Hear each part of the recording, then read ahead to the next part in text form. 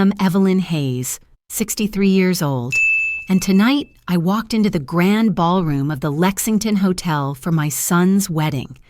The chandeliers glistened like frozen stars above me, the air thick with perfume and champagne, and I felt both proud and strangely out of place. My navy dress, chosen with care, was not new. It was the same one I wore years ago when my late husband took me to his company's retirement banquet. He used to say the color made my eyes look brighter, and I could almost hear his voice teasing me as I pinned on my simple pearl earrings before leaving the house. The guests shimmered in sequins and satin, their laughter rising above the string quartet. I kept my chin high, though I noticed the way some eyes slid over me, judging, measuring. Still, none of that mattered the moment I saw my son, Michael, standing near the altar in his black tuxedo. He looked tall and strong, his face lit with nervous happiness. My chest swelled with pride. I raised him alone after his father passed, and seeing him here tonight felt like proof that every long night, every sacrifice, had been worth it. But when my eyes shifted to his bride, Sabrina Cole, something in me tightened. She was radiant in a gown heavy with crystals, her hair gleaming under the lights, yet the smile she gave me was not the smile of family. It was thin, cold, almost mocking. I had felt it before, in small moments, when she visited our house, when she glanced at the worn furniture, when she commented on how quaint my kitchen was. Tonight, though, her glance carried something sharper, and I knew, even before the first toast was raised, that this evening would test more than just my patience. I settled into my seat near the front, close enough to see the stage where the band played softly, but far enough from the bridal table to feel invisible. The linen smelled faintly of starch, and the silverware gleamed under the candlelight. Across from me sat two of Michael's old college friends. They recognized me instantly, rising to greet me with warm hugs. For a few minutes, I felt wrapped in their stories, laughing gently as they recalled late-night study sessions and pranks from their dorm days.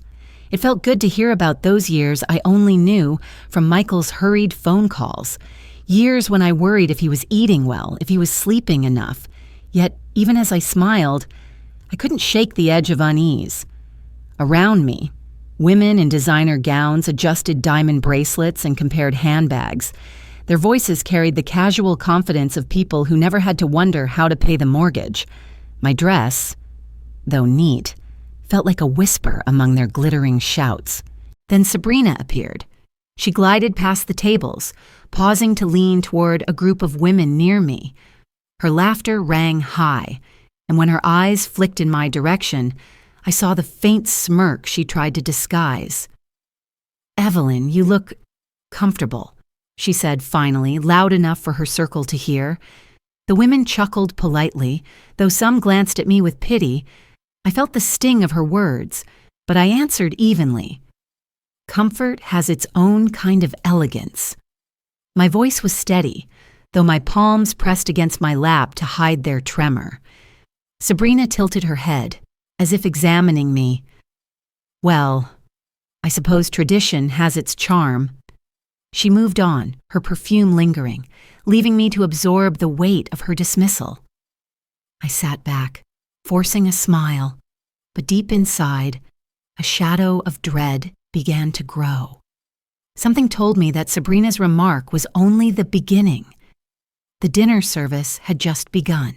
Waiters moved gracefully between tables, balancing trays of roasted chicken, asparagus, and glasses of red wine that glowed like garnets in the candlelight. I was speaking quietly with one of Michael's professors, enjoying his warm praise of my son, when the sudden hush of nearby voices made me glance up. Sabrina was approaching, a glass of red wine in her hand. Her smile stretched wide, but her eyes carried that same sharpness I had seen earlier. She stopped at my table, tilting the glass slightly as though she were about to toast. "To family," she said, her tone bright but laced with something cruel. Before I could respond, she stumbled forward with a theatrical gasp. The deep crimson liquid poured across my chest and lap, soaking into the navy fabric of my dress. The shock was immediate, like ice against my skin, and the room erupted in gasps. "Oh dear, how clumsy of me!" Sabrina exclaimed, her hand covering her mouth in mock dismay. Her voice, though, betrayed a cruel amusement. A beat later, she laughed, sharp and high. "At least the red matches your thrifty gown." A ripple of uneasy laughter spread through the nearest tables. Some guests looked down at their plates, unwilling to meet my eyes. Others whispered behind their hands.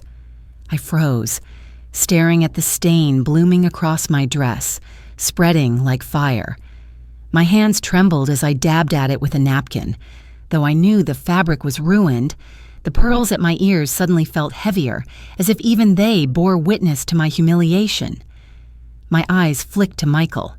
He stood across the room, his face pale, his fists clenched, but he didn't move. He looked torn, trapped between his mother and his bride. I lifted my chin, willing myself not to break. If Sabrina wanted to see me crumble, she would not have that satisfaction. But the silence pressing down on me was almost unbearable, and I sensed the night had only just begun its cruel turn. The ballroom had gone still, the music faltering as though the violinists themselves were holding their breath. I sat rigid in my chair, wine dripping from the hem of my dress onto the polished floor. Sabrina's smirk lingered, her chin lifted proudly as if she had won something precious. My throat tightened, but before I could form a single word, the scrape of a chair broke the silence. A man rose from a nearby table. His hair was silver at the temples, his suit dark and perfectly pressed, his expression calm but resolute. Richard Bennett, my attorney, my friend for more than 20 years, stood tall, his voice carrying without strain. "That is enough," he said.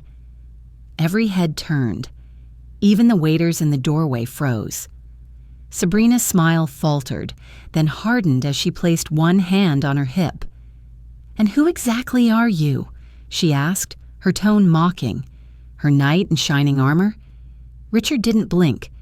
"I am her counsel," he replied evenly, "and I have known Mrs. Hayes longer than you've known the man standing at that altar." His hand gestured subtly toward Michael, who stood frozen, his eyes wide. Whispers rippled through the guests, curiosity rising like smoke. Sabrina forced a laugh. "Counsel, please. This is the Lexington Hotel, not her living room. She doesn't own the place." Richard's gaze sharpened. "That is where you're mistaken." He reached inside his jacket, pulling out a slim leather folder. "This building exists because of her. The Hayes and Partners Group, which owns this property and 3 more in the city, bears her name, Evelyn Hayes. She chose not to flaunt it, but make no mistake. This celebration is happening here tonight because of her." A collective gasp moved across the ballroom. Chairs creaked as people leaned forward, eyes darting between me and Sabrina. Her face paled, the arrogance slipping for just a moment. "No," she stammered. "You're lying. This is some kind of act." But the weight in Richard's voice told everyone it was not. And for the first time that evening, the tide in the room began to shift. Before Sabrina could gather another word, a familiar figure emerged from the side of the ballroom. Mr. Alvarez, the hotel's general manager, walked forward with quiet authority. His crisp black suit and steady demeanor carried more weight than any speech. He stopped near our table and inclined his head respectfully toward me. "Mrs. Hayes," he said, his voice clear enough for everyone to hear. "Please allow me to apologize for this incident. We have a shawl prepared in the bridal suite if you wish to change, and our boutique is ready to provide a replacement gown. And," he paused, looking directly at Sabrina, "I must confirm that Mr. Bennett speaks the truth. 6 months ago, the entire cost of this wedding was paid in full by Mrs. Hayes. At her request, her name was kept off all records so her son could enjoy this day without financial concern. The hush that followed was deafening. Guests shifted in their seats, murmuring, connecting the dots. I saw eyes widen, mouths open slightly in shock. A woman at the next table leaned toward her husband, whispering, "She paid for all of it, and she owns the hotel." Sabrina's face drained of color. She forced a brittle laugh, her voice trembling. "So what? She may have money, but look at her. She came to my wedding in a bargain bin dress. Doesn't wealth buy taste?" Gasps broke out. A bridesmaid lowered her eyes, ashamed. The best man tugged nervously at his tie. I sat quietly, my ruined dress clinging to me, but my dignity intact. I did not need to answer her jab. The room itself had already judged her. Mr.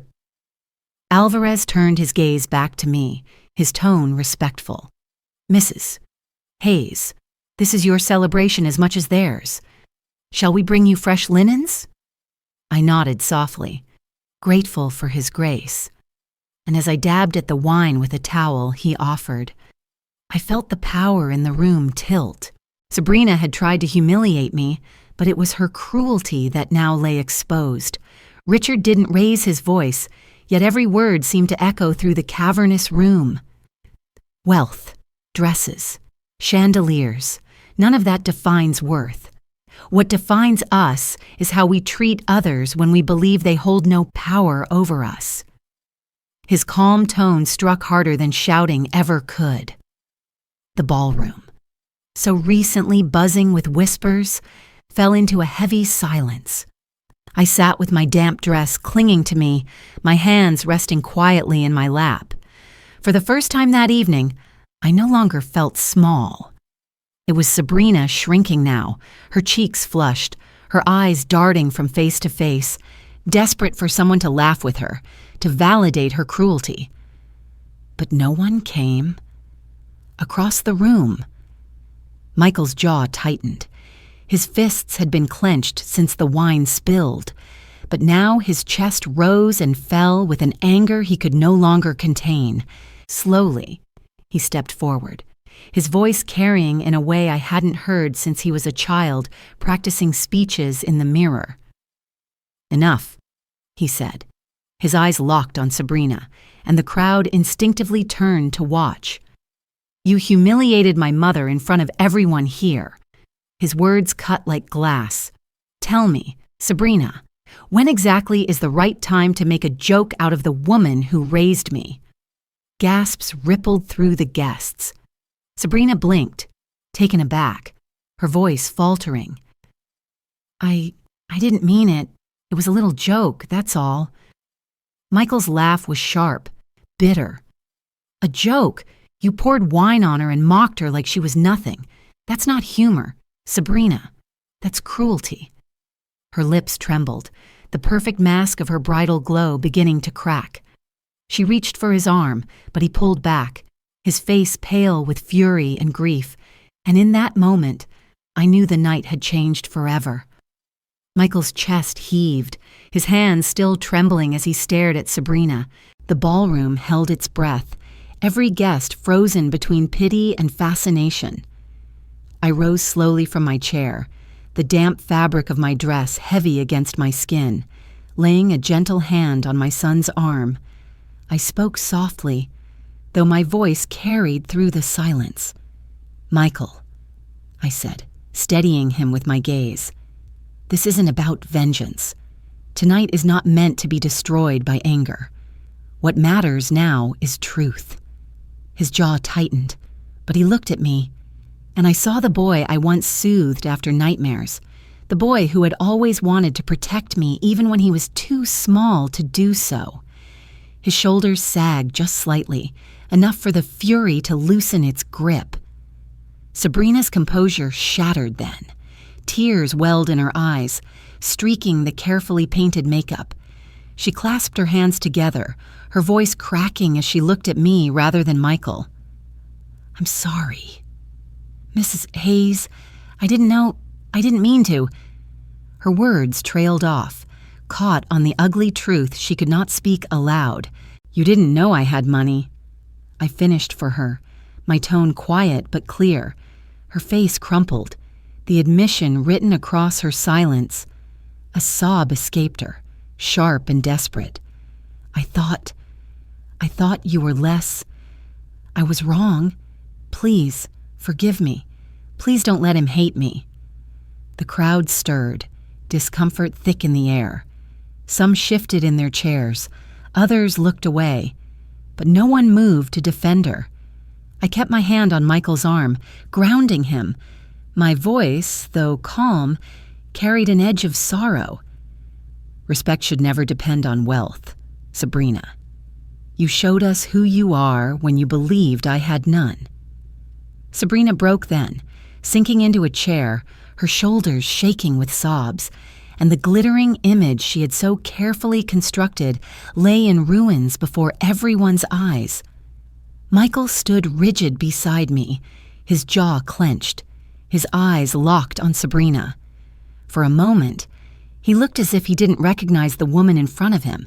The bride he had once adored now sat with mascara streaking down her cheeks, her gown twisted around her knees, her sobs echoing through the hushed ballroom.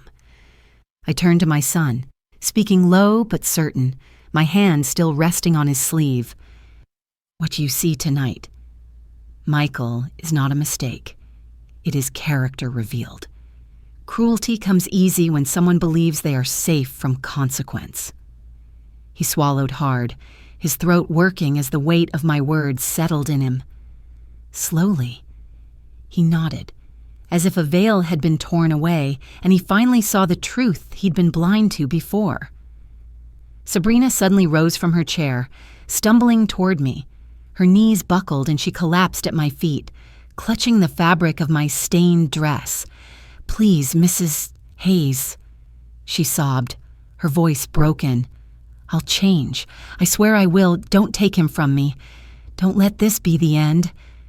Her perfume, heavy and sweet, mixed with the bitter tang of wine clinging to my dress.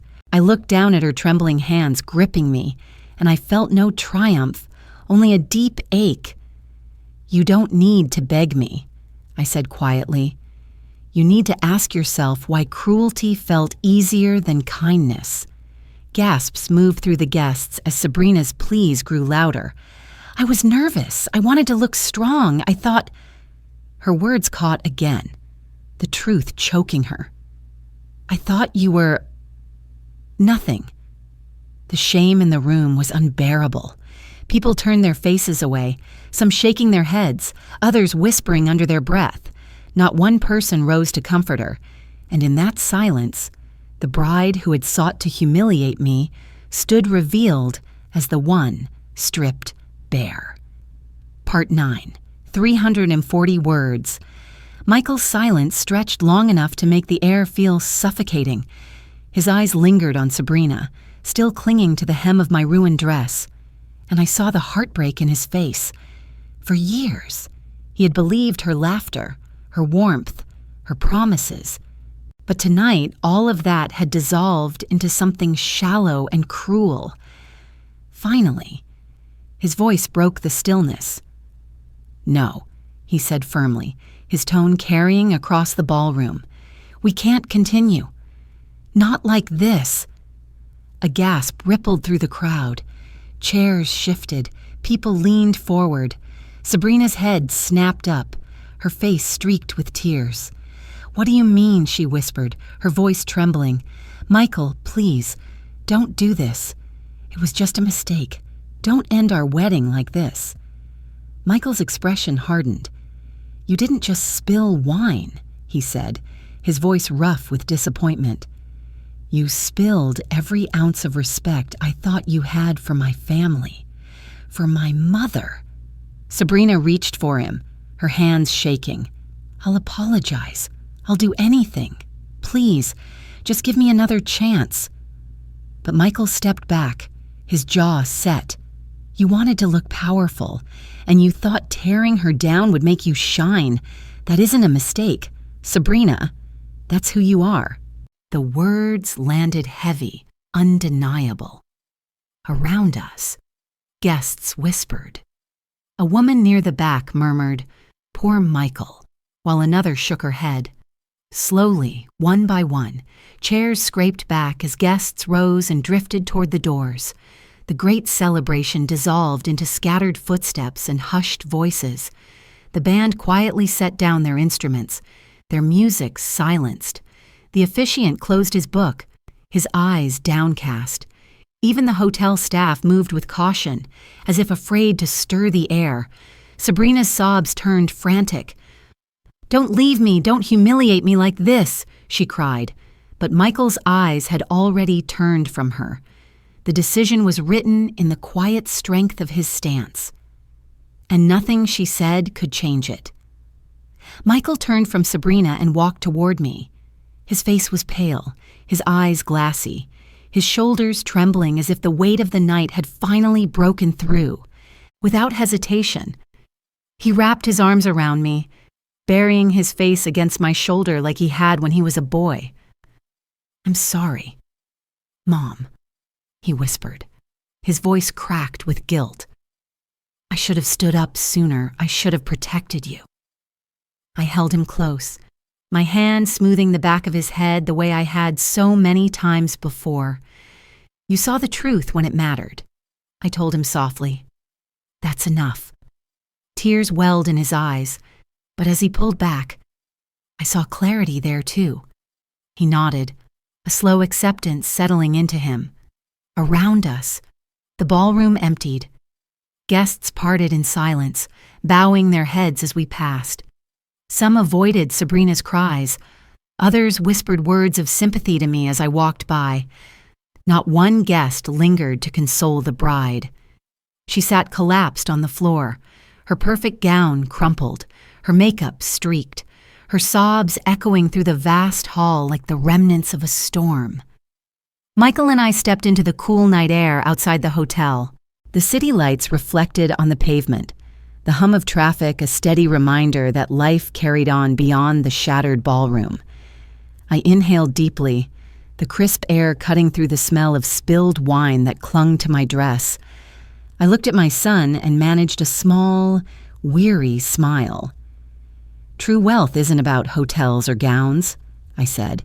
"It's about dignity, and that no one can take from us." He squeezed my hand.